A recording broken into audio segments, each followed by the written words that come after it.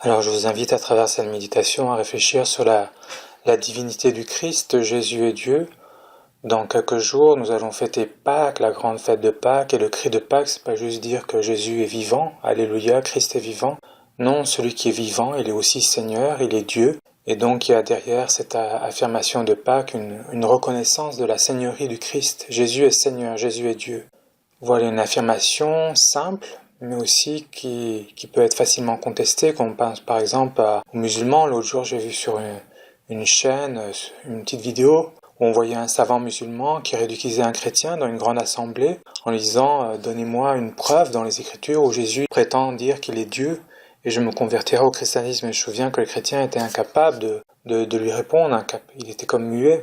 Nos frères musulmans reconnaissent facilement Jésus un prophète, un grand prophète. D'ailleurs, étrangement, son nom est beaucoup plus présent que celui de Mahomet dans le Coran. Mais en aucune façon, un musulman ne va reconnaître que Jésus est Dieu, que Jésus est Seigneur. Ce serait pour lui un blasphème. Alors la question, elle est là. Jésus est-il Dieu? Dieu dit-il qu'il est Dieu? Ou bien est-ce simplement un mensonge, une falsification de la vérité que l'Église a introduite? Alors que répondre? Déjà, il me semble qu'on peut dire que comme chrétien, que cette divinité du Christ, elle a la caractéristique de l'amour divin. Dieu est amour, c'est la grande révélation qu'on retrouve en Saint Jean. Et cet amour, cette divinité, elle est infiniment humble. Nous, on voudrait une divinité qui en mette plein la vue, une divinité qui impose, qui écrase, majestueuse, mais la divinité révélée en la personne du Christ, elle est humble. Il n'écrase pas le roseau froissé, la mèche qui s'éteint, il n'impose rien. Cette divinité, elle est mystérieusement cachée, comme on pense par exemple à cette citation dans l'Épître aux Philippiens, chapitre 2, versets 6 à 11. Jésus, de condition divine, on dit bien qu'il est de condition divine, ne retient pas jalousement le rang qu'il égalait. Il égalait à Dieu, mais il s'anéantit, prenant la condition d'esclave, devenant semblable aux hommes. Donc la divinité révélée dans le Christ est une divinité humble, cachée. Certes, elle jaillit, elle éclate par exemple dans le récit de la transfiguration, où cette divinité transparaît à travers son humilité, mais la plupart du temps, le Christ n'est pas glorieux, le Christ n'est pas transfiguré, c'est juste sur le Tabor qu'il est transfiguré. La plupart du temps, sa divinité est humble, elle est cachée. Pourquoi? Parce qu'elle a la caractéristique de l'amour divin. En cet amour divin, le Christ ne veut pas vivre par lui-même et pour lui-même, il n'est pas là pour sa propre gloire. En cet amour divin qu'il vit avec le Père, il est là non pas pour lui-même, mais pour le Père. Le diable, dans le récit des tentations au désert, voudrait que Jésus dise qu'il est de lui-même, il voudrait qu'il étale sa toute-puissance. Si tu es le Fils de Dieu, fais ceci, fais cela. Mais Jésus refuse. Jésus, même s'il est Dieu, il ne veut pas être Fils de Dieu de lui-même, il veut être Fils de Dieu dans sa relation avec le Père. Il veut être un fils qui se reçoit du Père, un fils qui est là pour le Père, qui veut vivre du Père, etc. Et c'est dans un double sens, dans le fond, le Fils existe tout pour son Père, mais le Père existe en contrepartie tout pour son Fils. Il veut que son Fils soit aimé, que son Fils soit reconnu. Et alors on retrouve dans les évangiles cette parole qui dit, Jésus qui dit « Si Dieu était votre Père, vous m'aimeriez ». Un musulman pourrait dire « Mais nous, on aime Jésus, regardez, on est des bons chrétiens ». Mais dans un sens chrétien, cette phrase signifie que si Dieu était votre Père, vous m'accueillerez en mon identité profonde, vous me glorifierez, vous reconnaîtrez ma divinité. C'est jusqu'à cette profondeur-là qu'il faut aimer, car si on aime quelqu'un, on l'accueille pour qui il est. Si Dieu était votre Père, vous m'accueillerez. Et dans le mystère du Père, si le Père vraiment nous habitait, eh ben, par le Père et en le Père, on arrivera à se tourner vers Jésus. Voilà ce que Jésus nous dit. Donc oui, on a une divinité cachée, une divinité où les personnes divines sont au service les unes des autres, mais ce n'est pas parce que ce témoignage de la divinité du Christ est quelque part caché qu'il n'a pas pour autant percé. Et encore faut-il avoir des yeux pour le voir, le reconnaître. Et on peut le voir à travers les évangiles. Par exemple, il n'a cessé de parler de cette incroyable intimité qu'il avait avec Dieu. L'image de Dieu dans le christianisme, elle est magnifique. Certes, Dieu est le tout autre, le transcendant, tel qu'on le retrouve dans l'islam, mais percevons-nous à quel point le Christ a aboli cette distance, quelque part quand il a osé appeler Dieu Abba, Papa. On ne trouve pas dans une autre religion une telle proximité avec Dieu. Si dans l'islam, on est dans un rapport de soumission à Dieu, dans le christianisme, on a un rapport de filiation à Dieu. Dieu est Père, Dieu est proche, Dieu n'est pas le Dieu transcendant, jaloux de ses prérogatives, perdu dans son ciel, il est Père, infiniment proche, infiniment compatissant. Et si Jésus nous invite à entrer dans cette filiation, à considérer Dieu comme un Père, comme notre Père, il faut aussi percevoir qu'entre lui et nous, il y a une différence. C'est-à-dire que oui, certes, on est enfant du Père, mais nous, on l'est par participation. C'est grâce à Jésus qu'on devient fils du Père. Mais lui, il l'est par nature, c'est son être profond. Voilà ce qu'il est par nature. Il ne se définit que dans sa relation avec le Père. Certes, Dieu est notre Père, mais sa relation Père est une relation unique. Elle est privilégiée. C'est bien qu'il dira à Marie-Madeleine, je monte vers mon Dieu et votre Dieu, vers mon Père et votre Père. Ça montre bien ce caractère unique, privilégié que le Christ entretient avec son Père. C'est tellement unique, tellement personnel qu'il ira jusqu'à dire « Le Père et moi, nous sommes un ». Ou encore « Qui m'a vu a vu le Père ». Qui d'entre nous pourrait dire cela? La vérité, en vérité, personne. Et pourtant, cette phrase, elle habite les évangiles. « Qui m'a vu a vu le Père ». Voilà ce que Jésus dit. Donc là, on a dans les évangiles cette familiarité. Puis il a aussi demandé à son égard des choses qu'un simple mortel ne peut légitimement dire, à moins qu'il soit pris d'un accès de folie ou d'un immense orgueil. En effet, il dit « Qui perd sa vie à cause de moi la sauvera ». On pourrait dire « Qui perd sa vie à cause de Dieu, qui perd sa vie pour Dieu la sauvera ». Mais comment quelqu'un qui ne serait qu'un simple humain pourrait dire sans tomber dans le ridicule, qui perd sa vie à cause de moi, pour moi la sauvera. Seul Dieu peut dire ça. Puis aussi, il n'a cessé de poser des gestes, des œuvres, qui normalement étaient l'apanage de Dieu, que normalement seul Dieu pouvait faire ça. Cela est manifeste, entre autres, quand il dit aux pharisiens, « Va, tes péchés te sont pardonnés ». Alors que disent les pharisiens qui l'écoutent? Ils disent, ils blasphèment, seul Dieu peut pardonner les péchés. Et pourtant, Jésus pardonne les péchés de cet homme. Donc il est Dieu. Quand à travers ce qu'il fait aussi à ses contemporains, ses contemporains comprennent que Jésus se fait l'égal de Dieu, Jésus, qui est pourtant si humble, ne le nie point. Comme par exemple, ses contemporains lui rétorquent que ce n'est pas pour une belle œuvre que nous voulons te lapider, mais pour un blasphème, parce que toi qui es un homme, tu te fais Dieu. Et donc ses contemporains reconnaissent qu'il se fait l'égal de Dieu, et pourtant Jésus si humble ne le nie point. Et ça on retrouve en Jean 10, chapitre 10, verset 33. Puis on a aussi par exemple dans la Bible, celui qui maîtrise la mer, c'est Dieu. Or Jésus fait taire les éléments, il apaise la tempête au point que ses disciples s'interrogent et s'étonnent, mais qui est-il au point que même les éléments lui obéissent? Il a aussi promis des choses qu'un simple homme ne pourrait dire sans tomber dans le ridicule.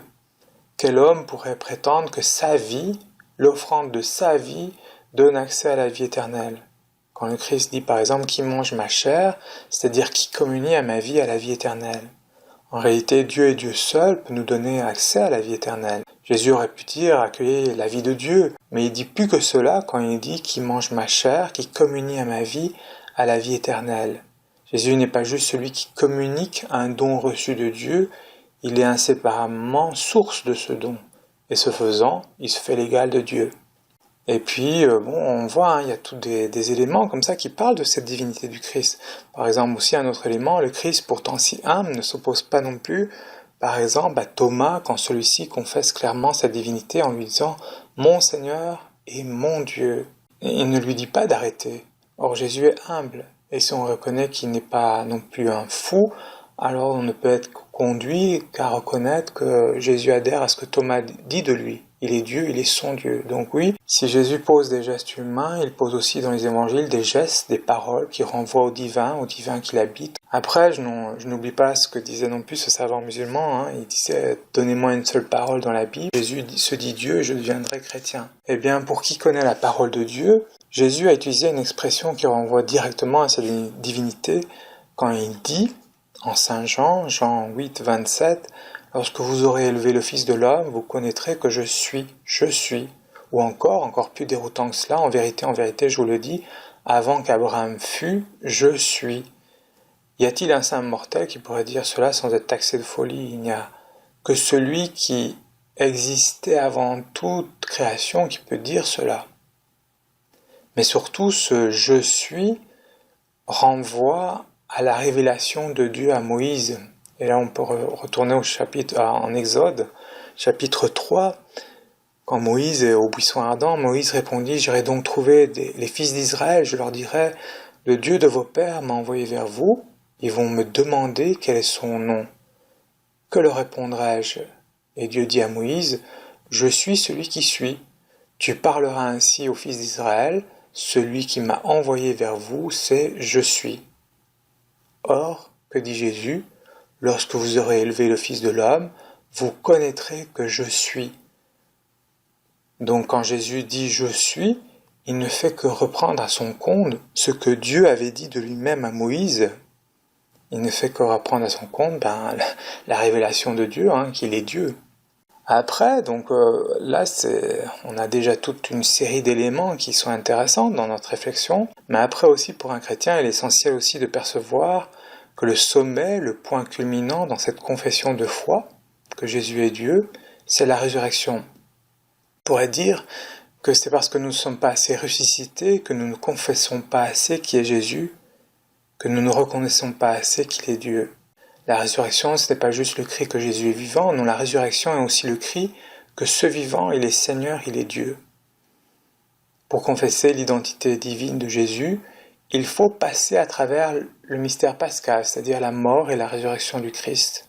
La reconnaissance de qui est Jésus, c'est loin d'être une simple question d'idée, de connaissance biblique. Elle est d'abord et avant tout une question de transformation de notre cœur, de participation à l'amour de Dieu.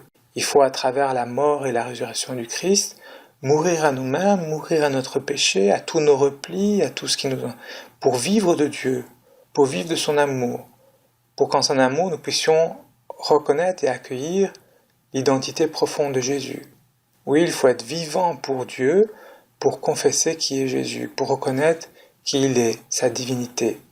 Autrement dit, on a besoin de Dieu pour s'ouvrir à Dieu. On a besoin de Dieu lui-même, de vivre de Dieu, de sa vie, de son amour, pour accueillir et reconnaître le mystère de Dieu, qui est Jésus. Et si on a du mal à entrer dans cette confession de la divinité du Christ, ou plutôt si nous avons du mal à expérimenter en notre vie cette divinité du Christ, c'est parce que nous ne sommes pas assez morts à nous-mêmes pour vivre de Dieu. Pour un chrétien, c'est vraiment à la croix, en vivant de la croix du Christ, que le ciel s'en trouve et qu'on perçoit qui est Jésus, que le mystère de Jésus s'en trouve. Pensez par exemple au martyr d'Étienne, il est plongé dans la croix du Christ, et que voit-il?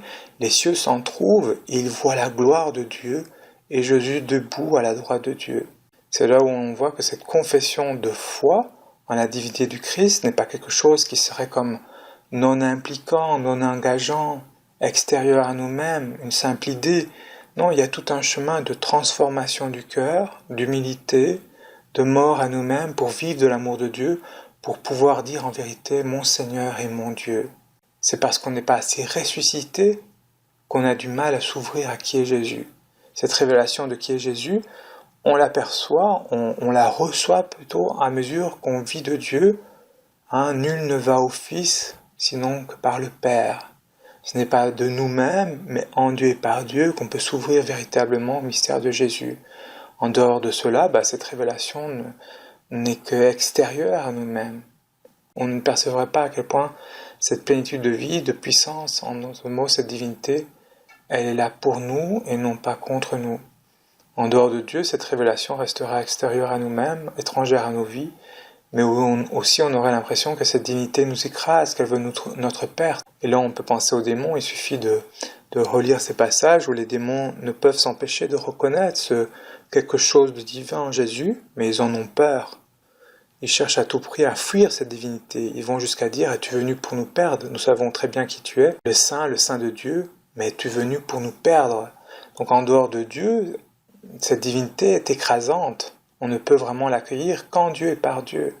On peut vraiment l'accueillir, en vivre qu'en Dieu et par Dieu. Donc oui, nous avons besoin de Dieu pour accueillir la révélation de qui il est, pour vivre en vérité de son amour. Et là, ça renvoie à cette vérité aussi de la confession de Pierre. Pierre confesse le mystère de Jésus, tu es le Messie, le Fils du Dieu vivant. Et Jésus lui répond, ce n'est pas la chair et le sang qui t'ont révélé cela, mais mon Père. Et ce qui est vrai pour Pierre est vrai pour chacun d'entre nous.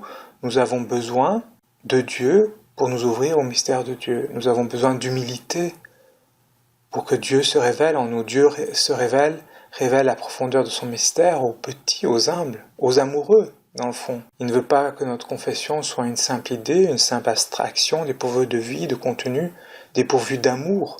Non, il veut que notre ouverture à qui il est s'inscrive dans un dialogue d'amour. Comme des amoureux qui se dévoilent l'un à l'autre au fur et à mesure qu'ils s'aiment, c'est à ses amis, ses proches, ses intimes, que Dieu veut dévoiler son mystère, son identité, qui il est. Alors comment conclure? Sinon en disant que cette confession dans la divinité du Christ, elle est capitale pour un chrétien. C'est quelque chose qui n'est pas du tout facultatif. Elle est vraiment de l'ordre du salut, ce n'est en rien anecdotique dans notre foi. Reconnaître que Jésus est le Dieu fait homme est de l'ordre du salut. Et des chrétiens, pensons que des chrétiens ont été prêts à mourir pour cette foi. Car renier ce mystère du Dieu fait homme, ne pas le reconnaître, c'est mourir véritablement. C'est s'empêcher d'accéder à la vie éternelle, à la vie de Dieu. On peut certes mourir en étant rejeté à cause de notre confession de foi en la divinité du Christ, mais on meurt véritablement si on renie notre foi en la divinité du Christ. Car reconnaître que Jésus est le Dieu fait homme est vraiment de l'ordre du salut. C'est parce que Dieu s'est fait homme que l'homme a reçu la grâce de s'ouvrir au divin, à la vie divine, à la vie éternelle. Dans le mystère même du Christ, l'humanité a été adaptée à la vie divine. Elle a retrouvé le chemin vers Dieu. Elle a retrouvé le chemin de la relation avec Dieu. Dans le mystère du Christ, qui est vrai Dieu, vrai homme, l'humanité a été rendue apte à accueillir et à reconnaître Dieu.